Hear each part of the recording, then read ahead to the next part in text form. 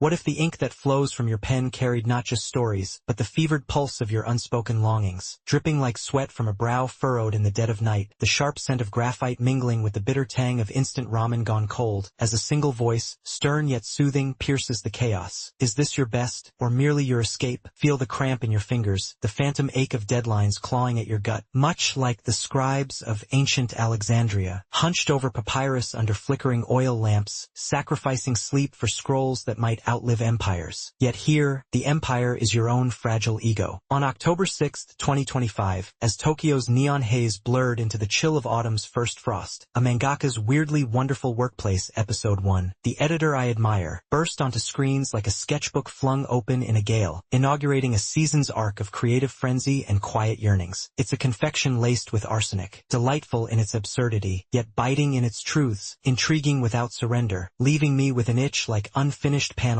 on a page. Have you ever poured your soul into a canvas, only to wonder if the muse gazing back wears the face of forbidden affection? The episode doesn't confess. It smudges the lines, inviting you to trace them yourself, the suspense a slow bleed of curiosity that stains your thoughts. What illusions would you weave to bridge the gap between admiration and ache, and when does the page turn on you? In the cluttered sanctuary of a mangaka's den, where crumpled drafts litter the floor like fallen leaves and the hum of a fan battles the silence of stalled inspiration, Nana Futami, a fledgling shoujo artist, grapples with the birth pangs of her serialized tale, Dear Subaru, a shogi saga infused with romantic whispers. Her world orbits Kitsatu, the editor whose guidance feels like a lifeline in the storm, their interactions a tango of deadlines and delusions that spirals into comedic chaos, a storyboard's triumphant submission, a health scare born of stress, and the creeping haze of overwork that blurs reality's edges. As this premiere stands alone, no prior episodes to anchor it, only the manga's serialized roots. This installment catapults from solitary struggle to supportive synergy, setting the stage for assistance and antics ahead. Imagine yourself hunched there, pencil scratching in rhythm with your racing heart, Satu's shadow looming like a guardian spirit as the room spins with exhaustion's vertigo. Does the crisis resolve in clarity, or deepen the delusion? The summary sketches just the outline, a consultation that veers into vulnerability, a decision that hints at expansion. It's the echo of Hemingway's Lost Generation cafes, where words flowed amid wine and woe, not the full manuscript, but the compulsion to read on, to savor the next stroke that might reveal if creation heals or haunts. Not the narrative's flesh, but its fever, that insistent tug to witness the ink dry on her dreams. The episode unfurls with the erratic rhythm of a mangaka's all-nighter, bursts of frantic energy yielding to contemplative lulls, advancing the narrative from Futami's isolated inception to the budding ensemble of her workplace, where admiration teeters on obsession. Revelations emerge in subtle drips, the visceral toll of serialization on body and mind, a twist in her perceptual haze that reframes routine exchanges as romantic reveries, and a cliffhanger pivot toward external aid that dangles the promise of balance amid bedlam. Pacing mirrors the industry's merciless metronome, swift in comedic escalations, deliberate in introspective dips, achieving dramatic equilibrium through juxtaposition. Hilarity's high notes tempered by anxiety's undertones, ensuring neither overwhelms. Fans often puzzle over cloudy aspects, those nebulous nooks where intent obscures. Why fuse shogi's strategic chill with shoujo's sentimental warmth in Dear Subaru? Is Futami's editor fixation mere quirk, or symptom of deeper malaise? The manga, penned by Kuzushiro and serialized in Comic Yuriheim since 2021 following its 2021 shot debut, illuminates these veils with meticulous craft. Shogi serves as metaphor for Futami's life chessboard, each piece a passion play, blending tactical tension with emotional entanglements as detailed in Chapter 1's backstory panels, where her childhood fixation on the game evolves into a narrative vessel for exploring unrequited bonds, much like historical wuxia tales weaving martial strategy with heartache. Her delusions, not whimsy, but a psychological scaffold rooted in isolation's void. Chapter 2 expanding on her pre-debut rejections that forged this escapist lens, contextualizing the animation's compressed portrayal as a gateway to serialized growth. Funding and deadlines opacity echoes the manga's nod to indie creators' grind, where Weirdly Wonderful stems from Chapter 3's introduction of assistants as chaotic catalysts. This adaptation, faithful in frenzy yet fleet in foreshadowing, transforms ambiguities into anchors, not confusions, but crumbs leading to the source's richer banquet. What if the episode's enigmas are the ink blots, inviting your own Rorschach revelations? Futami blooms as a whirlwind of fragility and fire, her insecurities a hidden laceration from rejection's blade, motivations rooted in a desperate bid for validation that manifests in and hyper-focused admiration, her choices like the storyboard submission, a consistent cry for connection, yet surprising in their delusional detours that hint at transformative self-awareness. Satu, the steadfast sentinel, reveals motivations of mentorship laced with maternal concern, her dialogue a steady anchor amid Futami's storms, consistent in professionalism, transformative in subtle softenings that expose her own wounds of overcommitment. Were their arcs surprising? Profoundly, like Van Gogh's sunflowers twisting toward light they cannot touch. Dialogue evolves from directive to empathetic, growth glinting in shared silences. Reader, when have your idols become mirrors, reflecting fractures you'd rather redraw? Profound queries simmer beneath the surface, probed not with pontification but through the crucible of creation. What price does passion exact when power lies in another's red pen? Morality's edge in sacrificing health for art, survival's grit against despair's drag. These manifest viscerally. Futami's stomach-twisting stress, a sacrifice for hope's flicker, her choices a moral maze where delusion duels despair, echoing Nietzsche's abyss-gazing in the artist's eternal return to the blank page. Power imbalances in mentorship, Satu's guidance a double-edged sword, her struggles embodying survival's quiet heroism amid industry's maw. Hope versus despair, Futami's reveries a beacon, illuminating how creation forges light from shadow. It resonates beyond canvas. In your own labors of love, have you bargained body for beauty, morality for a moment's muse? The universe expands organically, the manga industry a labyrinth of late nights and lofty dreams, new lore in serialization's rituals, cultural rules of hierarchy complicating bonds with professional peril, enriching the slice of life with authentic grit without convolution, like Edo period ukiyo-e workshops blending art and apprenticeship into life's tapestry. The script sparkles like fresh ink, sharp quips puncturing tension, poetic and understated pathos. Futami's You're My Everything, a cliché reborn as heartfelt hallucination, lines weighted with foreshadows whisper that linger like aftertastes of midnight coffee. Impactful, immensely, each exchange a panel that resonates, no excess. Envision overhearing it in a dimly lit studio, her fervent plea cutting the air. Would you blur your lines for a love sketched in secret? The writing captivates, not with verbosity but vignette, suspending you in the unsaid. The credits a curtain call craving encore. Art direction embraces whimsy and chaos. Futami's world a palette of muted pastels pierced by vibrant delusions. Colors shifting from grayscale grind to rosy reveries, symbolizing escape's allure. Lighting casting elongated shadows that evoke inner turmoil's stretch. Fluidity shines in frantic scribbles, symbolism in stillness. Frozen frames of wide-eyed wonder versus movement's manic dash, shaping impact where beauty signifies sanctuary. Not ornamental, but oasis, like impressionist strokes capturing fleeting emotion in eternal form. Direction wields the lens as storyteller's quill, Dutch angles tilting Futami's delusions into dizzying dreamscapes, compositions crowding frames with clutter to mirror mental mayhem. Editing a staccato symphony, rapid cuts in, panic's peak, slow fades over reflections amplifying isolation's echo. It heightens tension through intimate zooms, emotions writ large in sweat-beaded brows, pulling you into the page's pull. The OST whispers as co-conspirator, buoyant motifs of twinkling keys elevating comedic crests, crescendos of swelling strings in stresses surge that sear into synapse. Haunting, the subtle hum of silence amid deadlines, louder than clamor, motifs recurring like leitmotifs in Wagner's Rings, silence a void that screams solitude. What melody plays in the margins of your madness? Yukonet, I felt the weight, a collision where fantasy fractures reality's frame, a fulcrum flipping from frenzy to fragile alliance, destinies redrawn in a single, smudged revelation. Moments linger, the bedside blur of care, wonder ignited in weary eyes, the vow veiled in vapors, a scar of shared struggle. It summons timeless torments. Have you, in creation's clutch, mistaken muse for mirror? Despaired at the divide between draft and dream? Here, hope emerges not as erasure, but embellishment. What if your flaws are the flourish that finishes the frame? The episode echoes, a philosophical phantom in the periphery, curiosity coiling like unbound pages. Feel that flutter yet, the need to flip forward, to fill the blanks, yet reverse the gaze on imperfections, and they reveal intent. Pacing's pell-mell not flaw but frenzy, echoing the mangaka's manic muse, opacity and delusions a stylistic stroke inviting immersion, like Joyce's Ulysses demanding devotion. Complexities curl, thematic tease drawing deeper dives. Appreciation swells, critique softens the edges. I didn't love the scream-laden slapstick, a touch overwrought, but it fuels the fire, unmarred. Asterisk a mangaka's weirdly wonderful workplace asterisk episode 1 excels in its effervescent essence. Premise a playground of pathos and play, characters carved with compassionate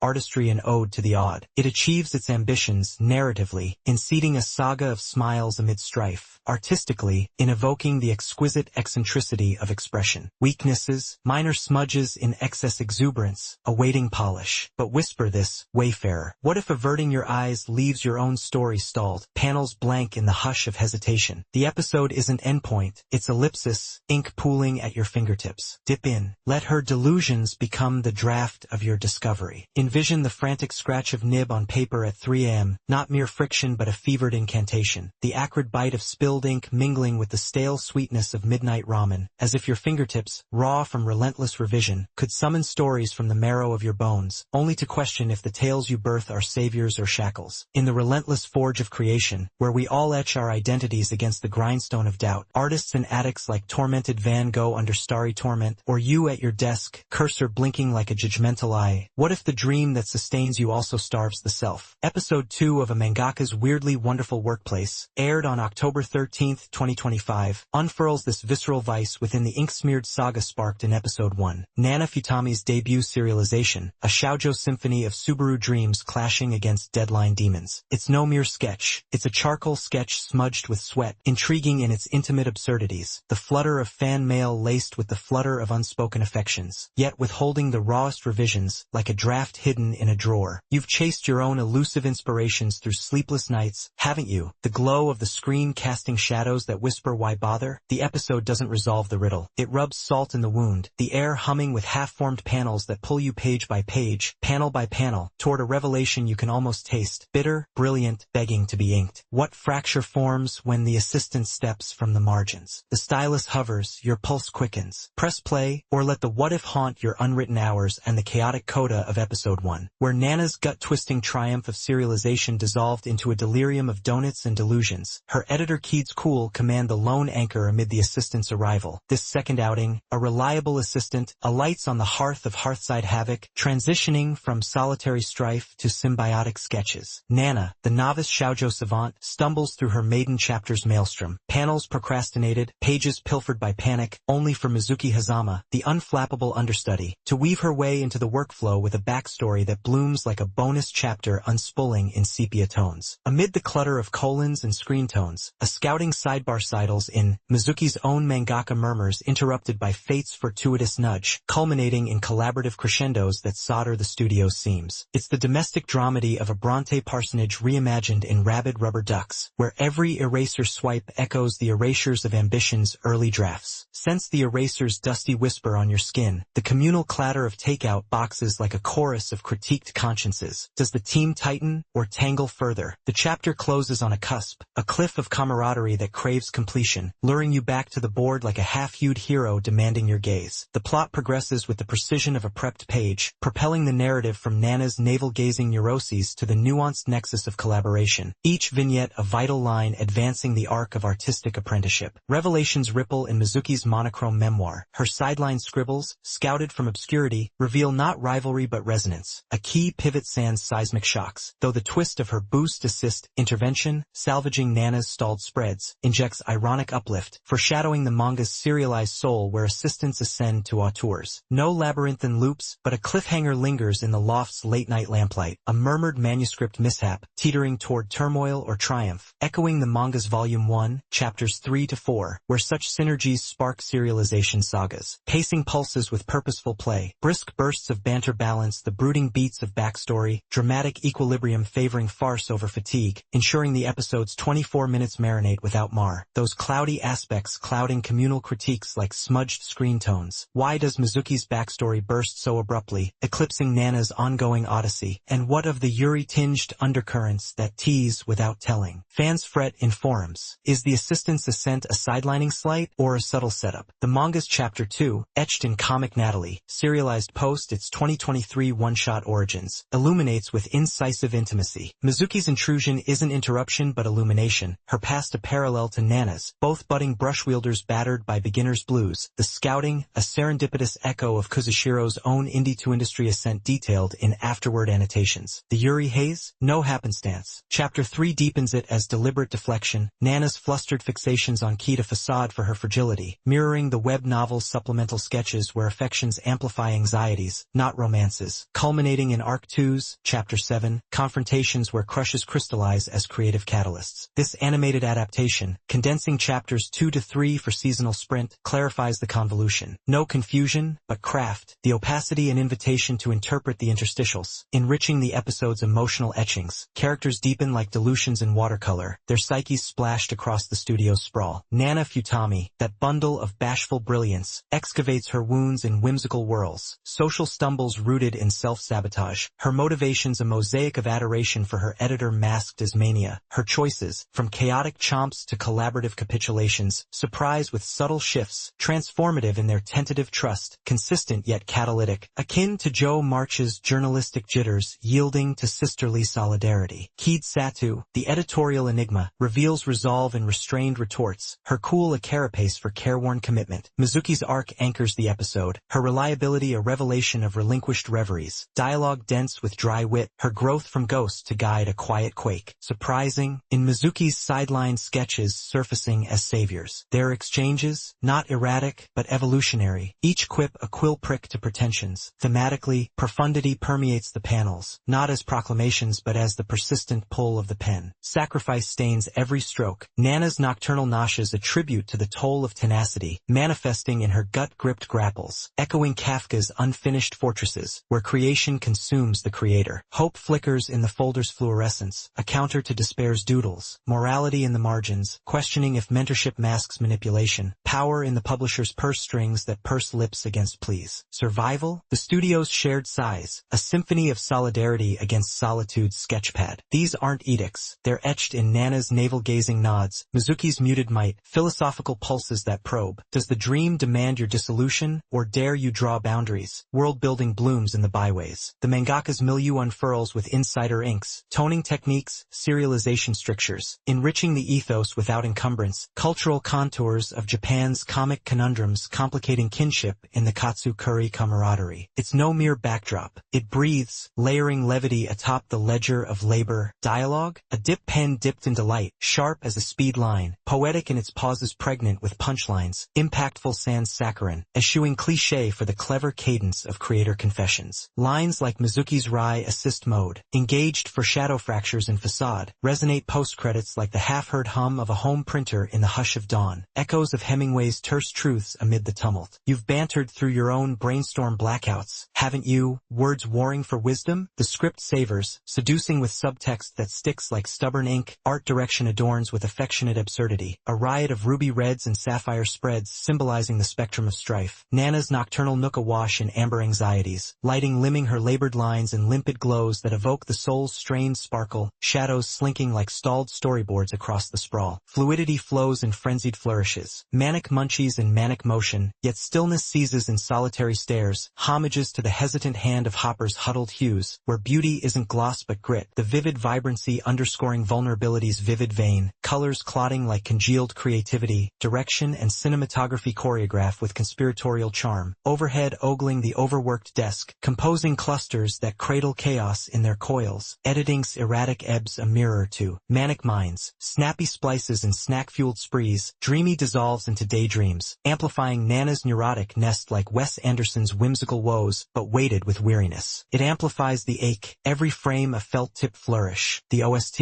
an understudy underscoring the unseen, jaunty jazz riffs riffing on rabid revisions, a plucky piano piping pathos into the pandemonium, motifs of muffled melodies haunting the haze of half-slept hours, crescendos cresting in collaborative catharsis, Natsuyoshi's nuanced neuroses, a tremor that transmutes tics into triumphs, souls sketched in sound. This episode inks indelible impressions, a pang of profound procrastination that pricks your own procrastinated pursuits, scars from Mizuki's muted might mirroring your marginalized makes, wonders ignited in the whimsical weld of wills that wonder at work's weird wonders. I personally was struck by that shadowed soliloquy, a moment of marrow-deep malaise that morphed mirth into meditation, leaving me lingered in the limbo of lit screens. The pivot, a confluence of confidences, destinies drafting in duet, a demarcation where doubts dissolve and drafts declare, realigning the ream for revelations raw. It resonates with our revisions rejected, the philosophical phantom. If even a fledgling frame can foster fortitude, what unwritten wonders wait in your withheld works? You've stared at sterile sheets in studio silence, haven't you? The cursor's curse a clarion call? Despair drips in the donut detritus, but hope hardens in the handoff. A hue in the haze, echoing eternally like the echo of an erased endeavor. Via reverse readings revealing refract, the episode's flaws flourish as flourishes of form. Pacing precipitates in pockets, backstory blooming briskly to bypass banter's bloat. Yet it's no shortcut but strategy, distilling the manga's meandering musings for momentum's merit, akin to Wotakoya's workplace whims compressed for comic kick. Complexity confounds in the crush of crushes. Yuri whispers too wispy, but opacity, orchestrated ornament, thematic threads that tease the tension of tentative ties, as per Chapter 3's coy contours. I think the MC's manic mean might mire the mirth for some, a screech that scrapes like an unsharpened nib, though reframed, it ritualizes the rom-com's raw roar. Appreciation affirms the allure, the acuity of anxieties aired, the affability of alliances, outweighing quibbles like the animation's occasional asperity, a charm chiseled from chaos. Balanced? Brilliantly, the balance beam bowing to buoyancy. Asterisk a Mangakas Weirdly Wonderful Workplace asterisk episode 2 excels in its etched empathies. Comedic catharsis carved from creators' crucibles, characters contoured with compassionate candor, a universe unveiled in the urgent umbra of unrealized art. Weaknesses? Whispers of whirlwind whimsy and wiry warmth, but they wispy away in the wake of wit. Artistically, it animates aspiration's ardor. Narratively, it nurtures the nerve of the nascent narrative. Success? Splendidly, a summons for the stalled, a spark for the sketching soul. Yet as the end credits curl like discarded drafts in the drafty dawn, one query quivers in the quiet. If even a smudged sketch can summon solidarity, what sideline story in your studio yearns to surface? The blank beckons, brushes bristling with possibility. The episode endures, not as diversion but divination, the deliberate doodle in your day's design. Heed the hum of the half-done, hatch the hidden, or forever fathom the frames you forwent.